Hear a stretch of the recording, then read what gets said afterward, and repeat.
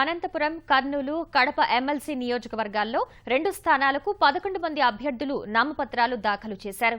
ఉపాధ్యాయ నియోజకవర్గ గ్రాడ్యుయేట్ స్థానాలకు వివిధ పార్టీలకు చెందిన అభ్యర్థులు స్వతంత్ర అభ్యర్థిగా నామినేషన్లు సమర్పించారు.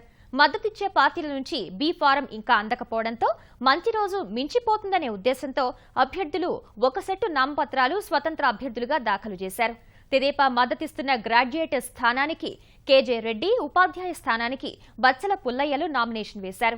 పీడీఎఫ్ పార్టీ మద్దతుతో గ్రాడ్యుయేట్ స్థానానికి సిట్టింగ్ ఎమ్మెల్సీ గేయానంద్, ఉపాధ్యాయ స్థానానికి కత్తి నరసింహారెడ్డిలు నామపత్రాలు సమర్పించారు.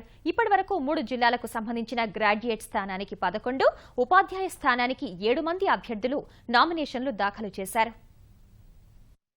3 జిల్లాల్లో బ్రహ్మాండమైన రెస్పాన్స్ ఉంది. ఎక్కడికి వెళ్ళినా కూడా ఇదే నినాదం తీసుకెళ్తున్నాం. ఈరోజు చదువుకున్న పిల్లలందరూ కూడా మా ఎమ్మడి ఉన్నారు. ఖచ్చితంగా మీ ఎమ్మడి ఉంటాము, మీకు మిమ్మల్ని గెలిపించుకునే బాధ్యత మాదే అని చెప్పేసి వాళ్ళు చెప్తున్నారు. అన్ని యూనియన్స్ కూడా మా ఎమ్మడి ఉన్నాయి. ఈరోజు రాయలసీమలో ఉంటున్న ప్రజలకు నీళ్లు కావాలి, పరిశ్రమలు కావాలి, ఉపాధి కావాలి, అదేవిధంగా మంచి స్కూలు, మంచి ఆసుపత్రి కావాలి. వీటి కోసం పోరాటం చేయడమే భవిష్యత్తులో ఎమ్మెల్సీగా నా ఎజెండాగా ఉంటుంది. నా గెలుపుని ఎవరూ ఆపలేరు.